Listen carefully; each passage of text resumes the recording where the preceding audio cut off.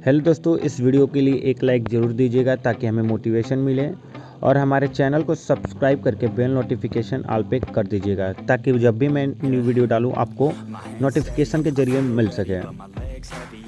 Hello दोस्तों, आज के इस वीडियो में हम सेट 6 का खंड द का चौथा का ड से लगाएंगे। दोस्तों, इसके पिछली वीडियो में हमने सेट 6 के खंड अ लगा लिए हैं, खंड ब लगा लिए हैं और खंड स भी लगा लिए हैं और खंड द के 4 के घ तक प्रश्न हमने लगा लिया था।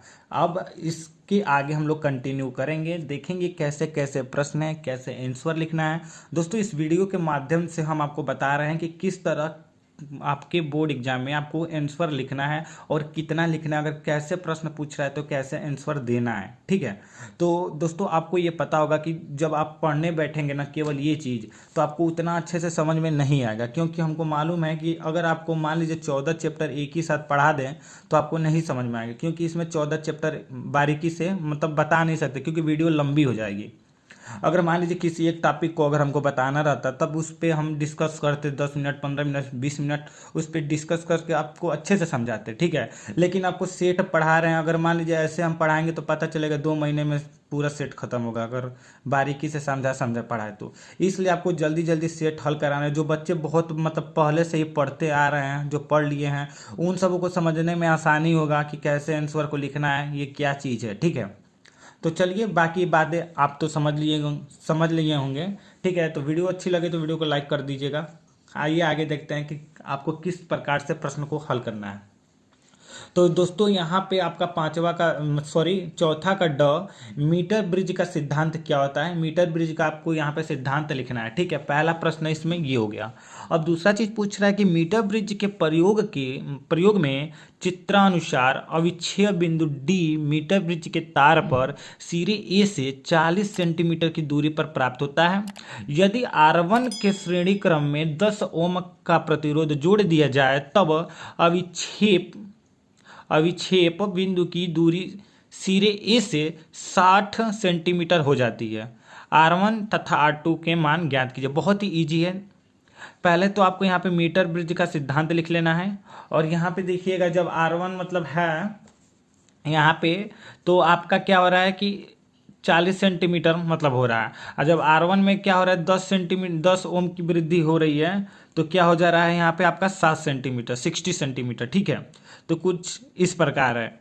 तो अब यहाँ पे आप लोग पहले लिखेंगे मीटर ब्रिज का सिद्धांत। ठीक है, तो मीटर ब्रिज का सिद्धांत कुछ इस प्रकार हो जाएगा। मीटर ब्रिज वही स्ट्रेन सेतु परिपथ पर कार्य करता है जिसके अनुसार यदि 4 प्रतिरोध PQRS चित्रानुसार किसी समांतर चतुर्भुज की भुजाओं के अनुदिश लगे हो तथा P/Q = R/S हो, तब यह एक संतुलित वही स्टोन सेतु परिपथ कहलाता है तथा इस स्थिति में विकर्ण शाखा में जुड़े धारामापी के शून्य विक्षेप प्राप्त होते हैं।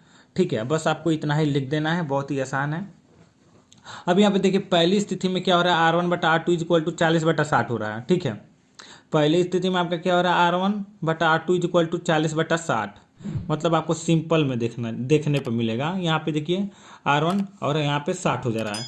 लेकिन अब यहाँ पे क्या हो रहा है, अतः R1 के साथ 10 ओम का प्रतिरोध श्रेणी क्रम में लगाने पर R1 क्या हो रहा है, R1 + 10 ओम हो जा रहा है। तो R1 + 10 ओम जब हो रहा है तो यहाँ पे देखिए 60/40 आ गया, यानी R1 + 10/R2 = यहाँ पे 60/40 = 3/2, यहाँ पे 2/3। इसको समीकरण 2 मान लेंगे, दोनों को भाग दे देंगे इस प्रकार। ठीक है, यहाँ देखेंगे तो R2 से R2 कट जाएगा, आपका R1 + 10 हो जाएगा, नीचे R1 हो जाएगा। R1 से देखेंगे तो इसको इधर करेंगे तो ये कट जाएगा, तो 10/R1 बचेगा। तो देखिए ये कटेगा तो 1 हो जाएगा, 10/R1 = ये गुणा हो जाएगा तो 9/4 हो जाएगा। ठीक है, यहाँ पे इतना हो जाएगा। ये मैथमेटिकल चीज़ है, आप लोग आसानी से समझ लेंगे, इसमें कोई दिक्कत की बात नहीं है। अब उसके बाद क्या करना है, जब आप उसको 1 को इधर भेजेंगे तो -1 हो जाएगा। बस इसी को हल कर देंगे तो R1 = 8 ओम आ जाएगा। अब समीकरण 1 में क्या करेंगे, R1 का मान रख लेंगे तो क्या हो जाएगा, R2 = 3R1/2। तो R1 का मान रखेंगे तो 8 × 3 = 24, अब 12 दूना 24 होता है तो 2 से भाग देंगे तो 12 ओम आ जाएगा। आपका दोनों आंसर मिल गया R1 R2 का।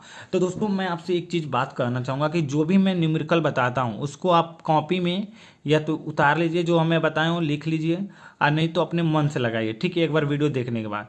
क्योंकि अगर आप जब तक न्यूमेरिकल लगाएंगे नहीं तब तक समझ में आएगा नहीं। अगर मान लीजिए हम टॉपिक केवल एक टॉपिक पढ़ाते तो उसमें हम दिखा देते कि हाँ मतलब ये सूत्र है, इस प्रकार से आएगा, ठीक है, लेकिन यहाँ पे हम टॉपिक नहीं पढ़ा रहे हैं, हम आपका आंसर हल करा रहे हैं, तो इसमें हम उतना टाइम नहीं ले पाते हैं, ठीक है।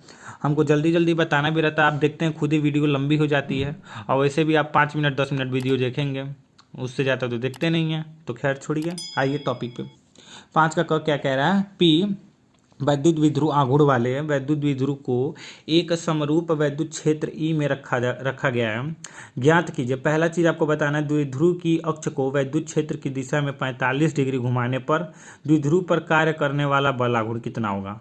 साम्यावस्था में द्विध्रुव की स्थिति ऊर्जा ज्ञात करनी है। साम्यावस्था में द्विध्रुव को 180 डिग्री कोण घुमाने में किया गया कार्य बताना है, W।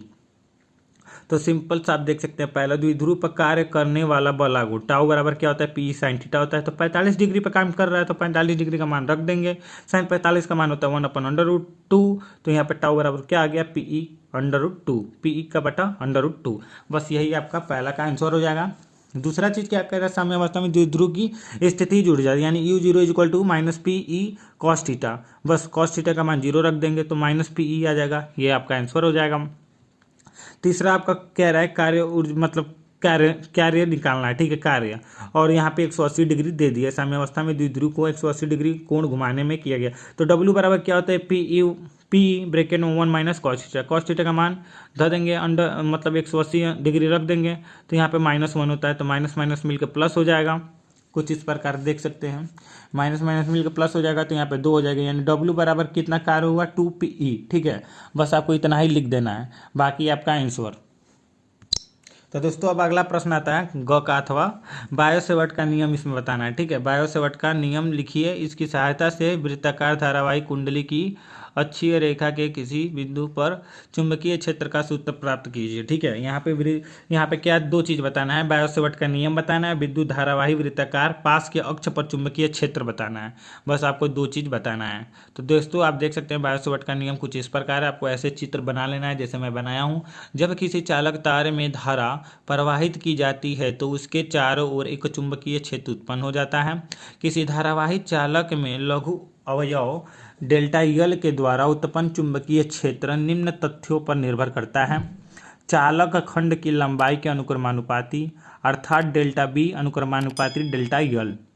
दूसरा पॉइंट कहता है चालक में बहने वाली धारा आई के अनुक्रमानुपाती, अर्थात डेल्टा बी अनुक्रमानुपाती आई। धारा की दिशा एवं चालक खंड को बिंदु P से मिलाने वाली रेखा के बीच में बनने वाली कोण की ज्या के अनुक्रमानुपाती होता है, अर्थात डेल्टा बी अनुक्रमानुपाती साइन थीटा। अब यहाँ पे चौथा पॉइंट कहता है चालक खंड के बिंदु P तक की दूरी r के वर्ग के व्युत्क्रमानुपाती होता है, अर्थात डेल्टा बी अनुक्रमानुपाती 1/r²। अगर इसको हम व्युत्क्रमानुपाती पढ़ेंगे तो आपका क्या होगा, डेल्टा बी अनुक्रमानुपाती का ही चिन्ह रहेगा लेकिन r² रहेगा, लेकिन इसको पढ़ेंगे क्या, व्युत्क्रमानुपाती, ठीक है। तो अनुक्रमानुपाती अगर जब पढ़ेंगे तो 1/r² कर देंगे, ठीक है, तभी इसका वर्ग कहलाएगा, ठीक है। अब इस तीनों चीज को मान रख लेंगे, डेल्टा बी अनुक्रमानुपाती आई डेल्टा यल साइन थीटा बटा r²। और जब आप अनुक्रमानुपाती का चिन्ह हटाएंगे तो एक नियतांक आ जाता है जो आपका होता है μ0/4 पाई, इसका मान भी होता है। अब यहाँ पे आज देखिए विद्युत धारावाही वृत्ताकार पास के अक्ष पर चुंबकीय क्षेत्र।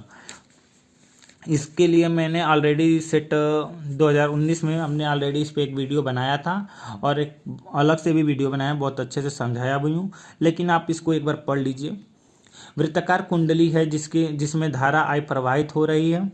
ये जो है वृत्ताकार कुंडली है, इसमें धारा I प्रवाहित हो रही है।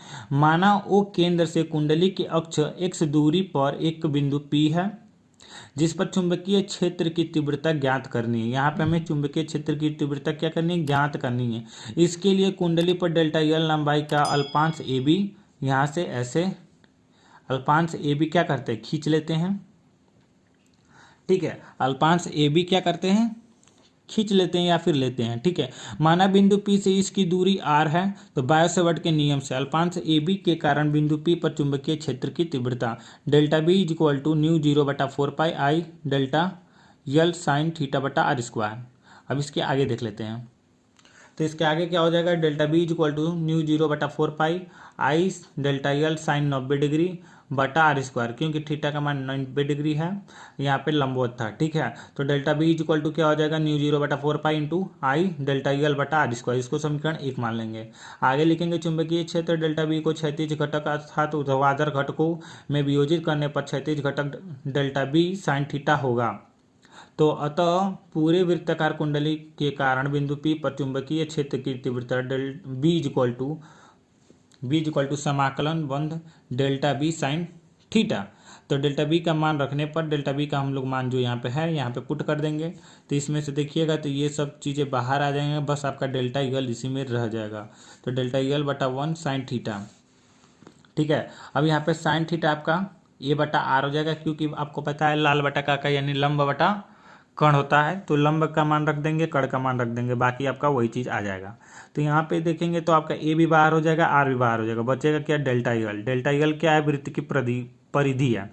डेल्टा यल क्या है, वृत्त की परिधि है, तो वृत्त की परिधि कितनी होती है, 2 पाई आर होती है, 2 पाई ए होगा, ठीक है। तो यहाँ पे 2 पाई ए हो जाएगा। अब यहाँ पे 2 पाई ए लिखने के बाद क्या हो जाएगा, बी इज इक्वल टू इतना। अब यहाँ पे देखेंगे तो 2 पाई, पाई से पाई तो कट सकता है, और 2 से एक और 2 कट जाएगा, आई आपका बचेगा, बाकी ए स्क्वायर हो जाएगा, बाकी नीचे का आर क्यू हो जाएगा। तो बस आपका कितना आ गया, बी बराबर न्यू 0/2 और इसका ब्रेकेट में अंडर रूट में A square plus X square का whole Q I A square, क्योंकि आर बराबर क्या है, अंडर रूट में A square plus X square है, क्योंकि आपको पता है आधार स्क्वायर कण स्क्वायर ऐसे होता है ना एक सूत्र पाइथागोरस प्रमेय से, तो बस इसी चीज़ को उसी प्रकार से निकाला गया है। यदि कुंडली में फेरों की संख्या n हो तब n इसमें गुणा कर देंगे, बात खत्म, आपका मान आ जाएगा। अगर आपको अच्छे से समझ में नहीं आई होगी तो मेरे चैनल पर वीडियो उसका जाके अच्छे से देख लीजिएगा, आपको अच्छे से समझ में आ जाएगा। नेक्स्ट आता है आपका घ, किरचॉफ नियम की सहायता से दिए गए परिपथ में ज्ञात कीजिए बिंदु बी व डी के बीच विभवांतर 3 वोल्ट वाली सेल में धारा। 3 वोल्ट वाली सेल में धारा आपको बतानी है और बी व डी के बीच विभवांतर बतानी है। तो कुछ इस प्रकार चित्र है, लिखा गया है, माना परिपथ में धारा प्रवाहित चित्रानुसार हो रही है, मतलब जो धारा प्रवाहित हो रही है इसमें देख, तो इसमें चित्रानुसार दिखाया गया, ठीक है। I2 धारा इधर जा रही है, I1 धारा इधर आ रही है, तो इसको चित्रानुसार आपको दिखा दिया। अब लिखा गया बंद पास ए डी बी ए में, तो 2I1 प्लस 1I1 यानी 2I1, ठीक है। 2I1 plus 1I1 minus 2I2 minus I1, यानी यहाँ पे जो है इसको घटाया गया है। अब इसको इज इक्वल टू क्या होगा, 2 - 1। अब इसको करेंगे, आप हल कर देंगे, जैसे आप मैथ लगाते हैं वैसे ही आपको हल कर देना है। तो आपका समीकरण 1 यहाँ पे आ जाएगा, बंद पास बी डी सी बी, यहाँ पे क्या है बी, तो बी कौन सा है आपका, बी ए हो गया, डी ए हो गया, सी ए हो गया, फिर बी ए हो गया, यानी कि ये जो आपका है त्रिभुज, इसमें क्या हो रहा है 3I2 1I2 और 2I2 माइनस I1, तो यहाँ पे इज इक्वल टू 3 - 1 हो गया। तो बस यहाँ पे लिख देना 4, जब आप करेंगे तो 4 हो जाएगा, और फिर इसको अलग अलग करेंगे तो इसमें से कुछ घटाएंगे तो फिर आपका ये आ जाएगा 3I2 minus I1 is equal to 1। इसको समीकरण 2 मान लेंगे। अब यहाँ पे क्या करना है, समीकरण 2 में क्या करना है, समीकरण 2 में 5 से गुणा करके समीकरण 1 में जोड़ने पर, अब समीकरण 2 में क्या करेंगे, 5 से गुणा करके 1 में जोड़ देंगे, तो जब 5 से गुणा करेंगे तो क्या आएगा, इस प्रकार कुछ आएगा। तो इसमें मान लीजिए 5 से जब इसमें गुणा करेंगे तो 5 इसमें गुणा करेंगे प्लस, और समीकरण क्या है 1 है, तो समीकरण 1 का मान यहाँ पर रख लेंगे और इधर कर देंगे समीकरण 1 का ये प्लस 5 कर देंगे, ठीक है। तो 5 क्यों लिखा गया, क्योंकि 5 से गुणा कर रहे हैं समीकरण 2 में, तो बस वही चीज़ है। तो 5 से 15I2 minus 5I1 plus 5I1 minus 2I2, तो 5I1 ये देखिए माइनस प्लस है तो ये खत्म हो जाएगा, इसमें से 2 घट जाएगा, तो 13I2 हो जाएगा इज इक्वल टू 5 × 6 हो जाएगा, तो 6 हो जाएगा। तो I2 बराबर 6/13 एम्पियर आपका आंसर आ जाएगा।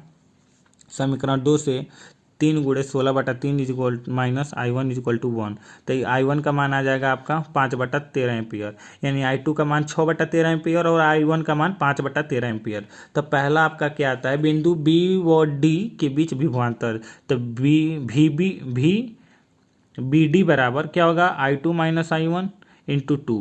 I2 I1 का मान रख लेंगे, गुणा कर देंगे, घटा लेंगे, घटा के गुणा कर देंगे, तो आपका बी डी बराबर क्या आ जाएगा, 2/13 वोल्ट आ जाएगा। ऐसे ही तीसरा पॉइंट पूछ रहा है, 3 वोल्ट वाली सेल से धारा I2 इक्वल टू क्या होगा, 6/13 एम्पियर। आपको इतना ही लिख देना है। अब दोस्तों यहाँ पे देखिए 3 वोल्ट वाली सेल से धारा, 3 वोल्ट वाली सेल से धारा, 3 वोल्ट वाली सेल से धारा, तो यहाँ पे I2 आपका है ना, तो I2 कितना मान आया है, तो I2 का मान आया 6/13, तो यहाँ पे 6/13 एम्पियर लिख देंगे। ठीक है, तो दोस्तों उम्मीद है आपको वीडियो अच्छी लगी हो तो लाइक कर दीजिए, चैनल को सब्सक्राइब करके बेल नोटिफिकेशन दबा दीजिएगा। मिलते हैं नेक्स्ट वीडियो में। दोस्तों अभी यह पूरा हल नहीं हुआ है, काफ़ी वीडियो लंबी हो जाएगी और काफ़ी लंबे लंबे सवाल, अभी बहुत से सवाल बच गए हैं 5 नंबर वाले। ये जितने भी मैंने सवाल आज बताया सारे 5 नंबर में आते हैं, सारे प्रश्न को तैयार कर लीजिए। अगली वीडियो इससे भी खास है, सारा इंपॉर्टेंट है। तो मिलते हैं नेक्स्ट वीडियो में।